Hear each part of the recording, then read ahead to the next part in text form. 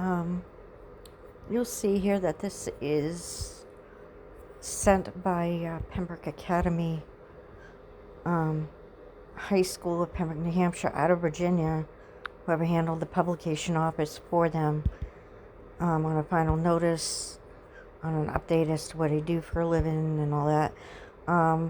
What is strange is that this came at a time when I didn't void my address because of what had been going on. Basically, the people who took my daughter had a company in Iran. They kidnapped my daughter using a fraudulent guardianship. And this is the arcade library you can see here in Sacramento. Arden Arcade is towards the Carmichael side of it, but I took photos of them stalking me. And of course, you have Pembroke Academy here involved. Basically, the recent coverage is that there's murders up at Bear Brook that were unsolved. I had never heard of them, knew nothing about them. And because I didn't grow up in the area all my life or anything like that, but I moved there in 1992 with my adopted family. And I graduated from that high school. It is one of the worst schools I went to. They were running a cult out of the high school, a satanic cult, and a Christian cult. They were kind of dualistic, I guess, maybe Rosicrucian type, whatever going on. But they would run a witch trial cult with the Bernard family. And so this whole thing isn't exactly on par. Again, I never heard of this, and of course, at the time that this happened, I wouldn't even been in the area or even probably known about it.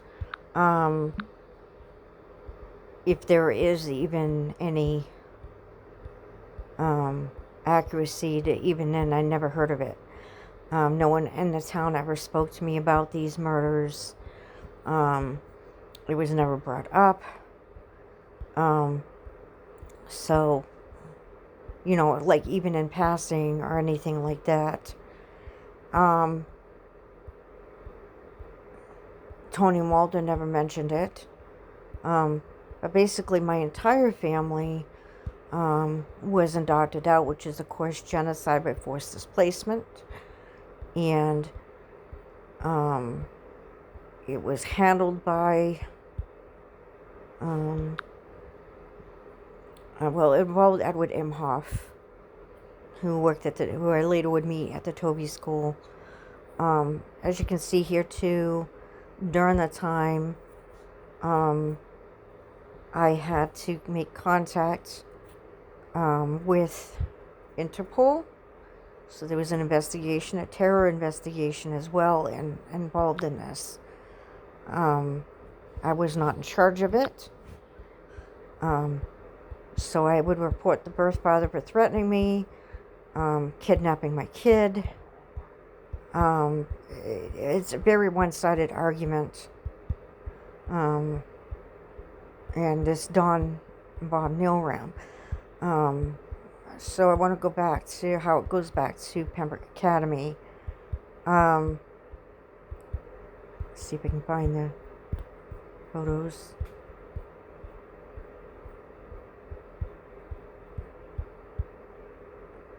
This is the home of Jessica Santacruce. So now, if you know, Jessica Santacruce is recently married to Carl Anderson.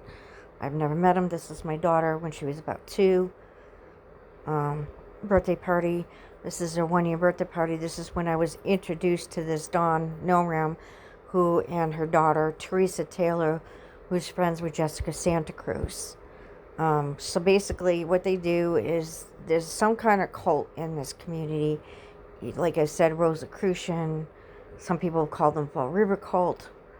And as you can see here, the That's Daryl. I don't know Daryl's last name. That's Kyle, not Kyle, Kara Burkholder Perry. And we go right there. But but I have pictures of her in the home. Now Jessica Santacruce is connected to Hollywood. Star Kobe Skinner also spent some time in Allenstown. I don't think they lived there all their life or anything like that. But she knows, like, the manager of POD, so she has people that are involved in the music business. I think in the Cook family. So behind backdrop, basically, Allenstown is a very old town. It goes all the way back to before the Revolutionary War, French and Indian War. So there's a lot of French, Indian natives there, whatever, had lived there for quite some time. And like you said, the whole thing is just weird. Like I said, I can't even get into the U.S. Supreme Court without Thomas's family putting their own relatives on the U.S. Supreme Court in this case. But my daughter's been pretty much trafficked by these people by forced displacements the second time. But Jessica Santacruce is related to the Hardy family, Patricia Hardy, on her mom's side, who's part of this temple set. I didn't know about it. I wouldn't have never thought about that they'd be in New Hampshire. And she's also related to a Tammy Vanderpool. I'll have you look her up. I think they lived in Santa Barbara for a while, but they also lived in Allenstown as well.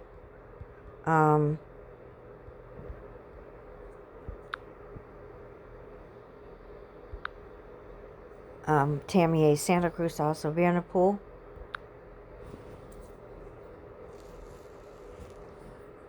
But she's the sister-in-law to Jessica Santacruce. And you can see here that she used to live in Hollywood. She is an actress, so she's directly connected to Hollywood.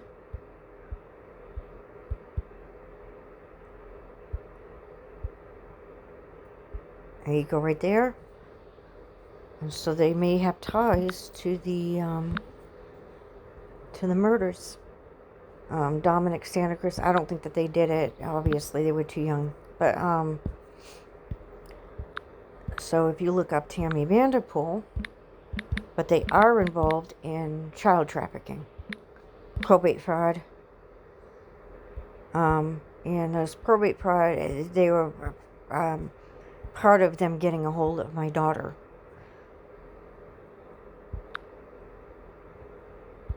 That's Tammy Vanderpool right there.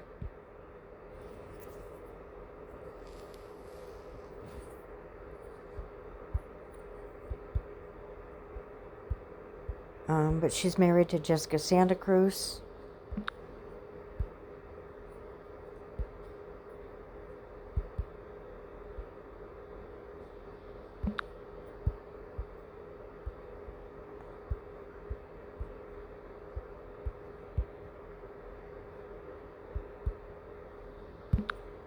But you can find out about her here.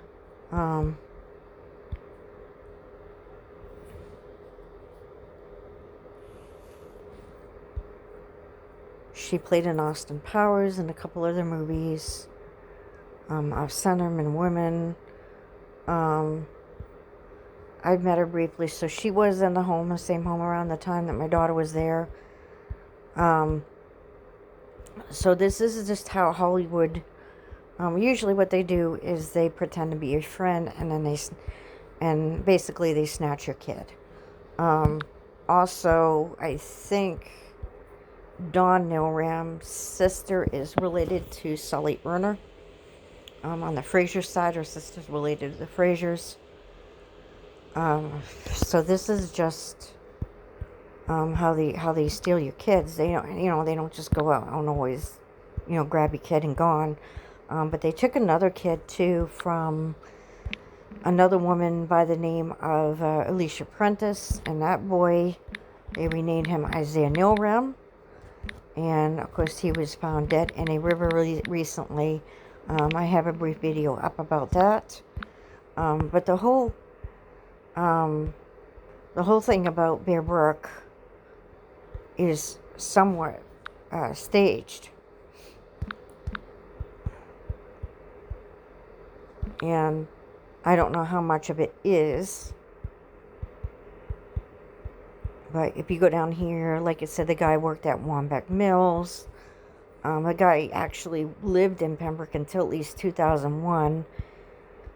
They said he had multiple names, but I never met this guy. I only knew him briefly, maybe in the town.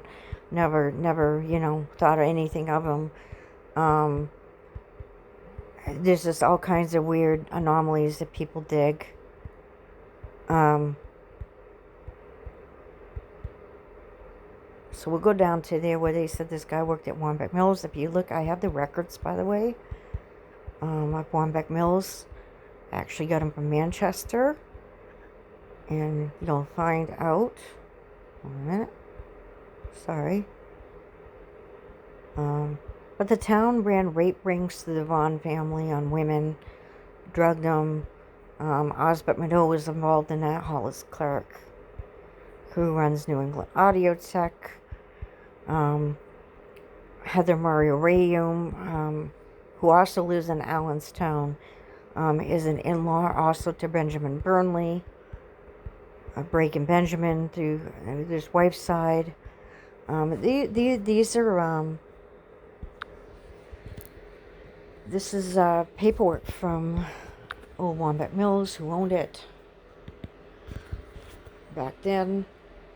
It was actually part of Amos Keg, and so the place had been shut down and renovated into apartments. So they couldn't have gotten any barrels from there, likely. The Duvals, which by the way, Roxanne Duval was a teacher at the high school, also owned some buildings in the same building around that time. But you can see here that it was being renovated, or had been renovated into apartments. And that's this paperwork with the dimensions. And go here.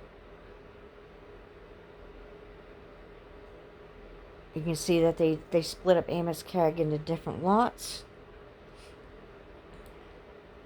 And it was a factory building at one time, but it was closed and shut down. It had been shut down in the around World War II. So, like I said, there couldn't have been anybody actually working there. Maybe with, like they claim. So he couldn't have been an electrician then, as the media claims.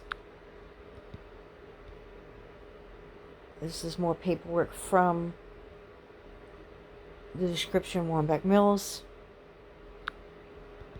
This is the Pickman Emery, people who owned adjacent property. And again, we have the Duvals that owned it, or some of the property that was agents in the Amos Keg area. Roxanne Duval, by the way, is a high school teacher at Pembroke Academy. I don't know if she's related to the same Duvals or not. But what's interesting is Sabrina Duval's mom. Sabrina Duval has a child in common with Thomas Aaron Clark, half brother. And I know for a fact Thomas was a member of the cult that was in that school. So these people are part of this cult. A satanic cult. Andrew Pennard also ran a satanic club out of the high school, Robert Lemieux, in partnership with Peter Mahegan, who claims to run the Christian one, but he's not really Christian, in my opinion. More like a Rosicrucian, word of faith kind of weird stuff, which kind of deviates from traditional Christian theology, health and wealth gospel, stuff like that, isn't biblical. So this is just the, right here you have the DeVals that own the property there, and another company before that. So that's in the 70s, if what they say is true. And the problem with it, of course, it's owned by Merrimack Mills Company now, or River Mills, or whatever. It's an apartment complex. So he couldn't have been an electrician there. I mean, he might have been, but you can see here too who owned it before that. The National Council for Commissions, Betts Realty owned it. Now that's interesting that the National Council had owned it and only purchased it for $3,800. That's really weird. Wombat Mills, but it was an apartment complex. 84 Bet Realty owned it. So this is just the online record for it. Probably not complete. And so this puts a hole in the whole traditional media theory of this supposed serial killing. So I think that their theory is not quite accurate. Like I said, I never heard of the murders. No one in my high school ever mentioned it. But you can see here Betts Realty. Before that was Wombat Mills and then Amos Keg. But there were no barrels there at that time, because it would have been an apartment complex. It would have been cleaned up by then. So right there, the media is full of holes. Also with Jessica Santacruce, who I have on Facebook.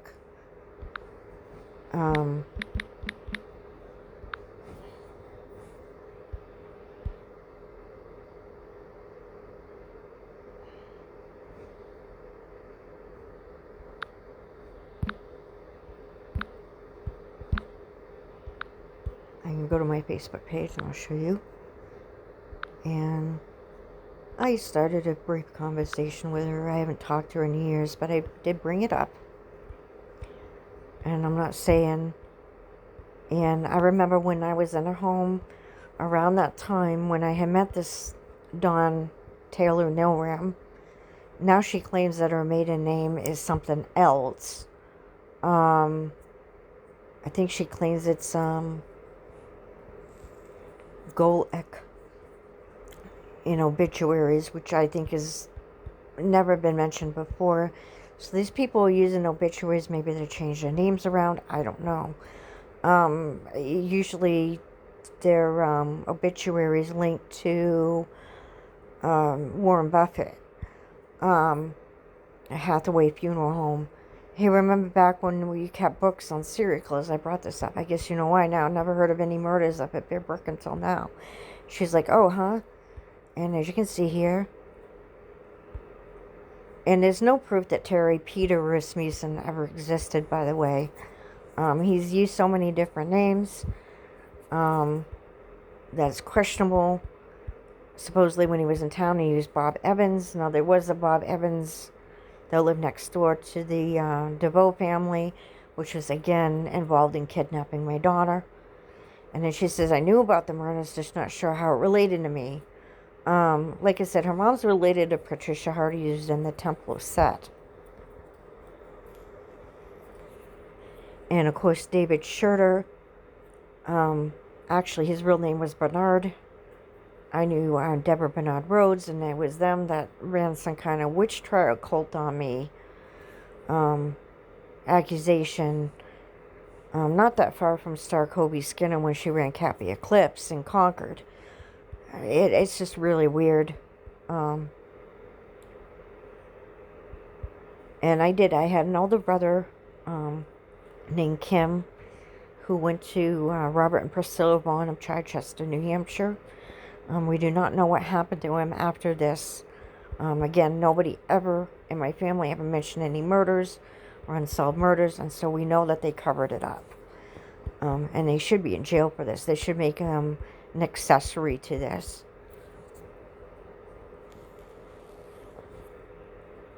And she did. She kept psychology, serial killer. What's really weird about this supposed Rasmussen guy that they've probably made up at this point is that he had a child with Diane Cloper. And if anybody knows anything about Ted Bundy, his girlfriend was Elizabeth Cloper, and so it tells you it's actually a cult. If you read about Ted Bundy, he was a Mormon. He converted to Hinduism, so this is some kind of Mormon, maybe Thelemite Rosicrucian cult. I don't know what it is. I'm talking about Michael Patton. He said he hadn't seen it since he was 12.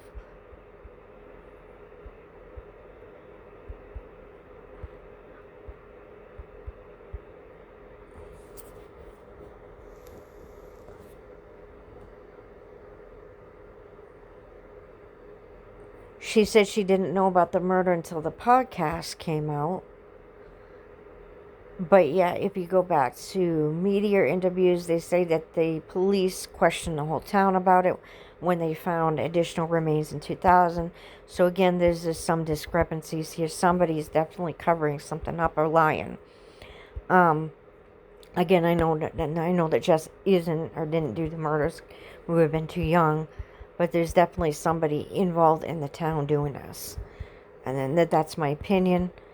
Lisa DeVoe herself was 22 years old, posing as a student when she was actually on the Franklin School Board, running around with a gang of girls beating up disabled people, even threatened to get the mafia after me. Her and Angela, I think Arriaga did this. Angela Arriaga got arrested, by the way, at 15. So this is just a brief conversation about it. And then we have Star Kobe Skinner, who again says she didn't know anything about the murders, but yes, contacted Thomas Aaron Clark when I was out in California so that Don and Bob could steal my kid and lie. And so I know that they're lying. And of course, I do have attempted murder on my life on 2 separate occasions. So these people are definitely involved with the cult. So it's just a matter of me just getting additional information. They should be charged for this. And unfortunately, I think even my own family should be charged.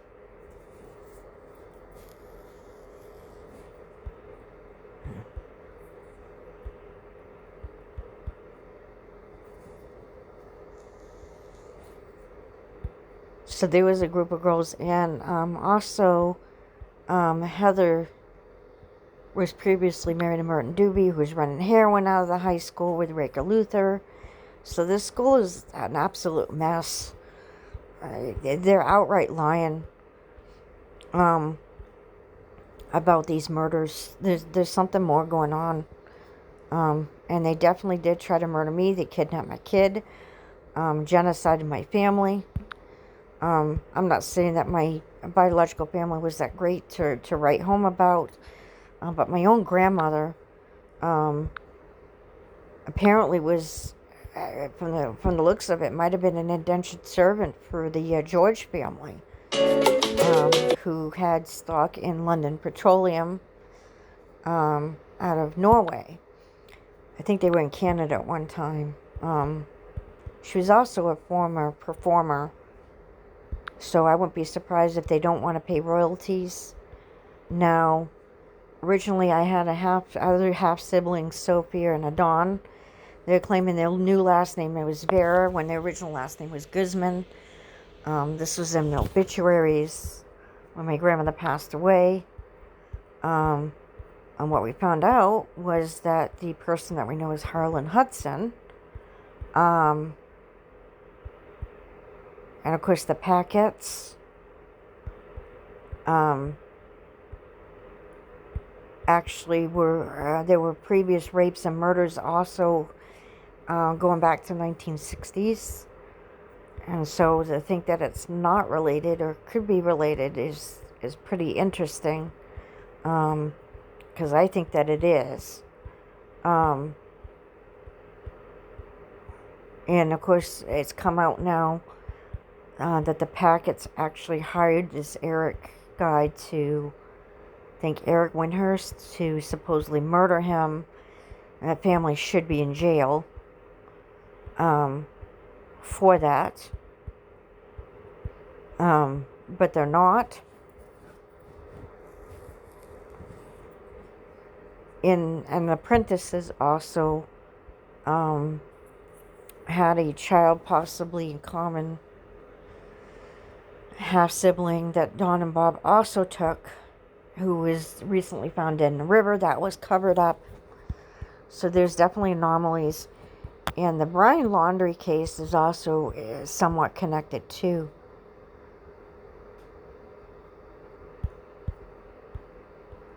And like I said, if there's some kind of Mormon cult, some of them hold to this avenging angel doctrine. And so that's a possibility in this case too. I'm not Mormon. But supposedly it's debatable whether I'm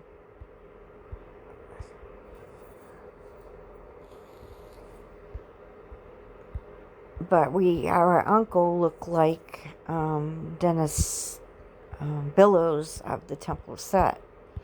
And so we think that Harlan A. Hudson may be just a fabrication in this case. But either way, the Temple of Set is involved in the displacement of 6 children, with murders of children and women around it. I'm not saying that they did them. But definitely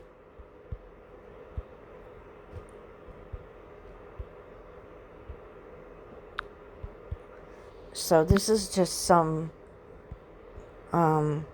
it's definitely a cult involved in the backdrop of this. Andrew Petard, like I said, I'm not going to blame him for it. He would have been probably not old enough to participate and actually do them, so I'm not saying that he did if he is an occultist.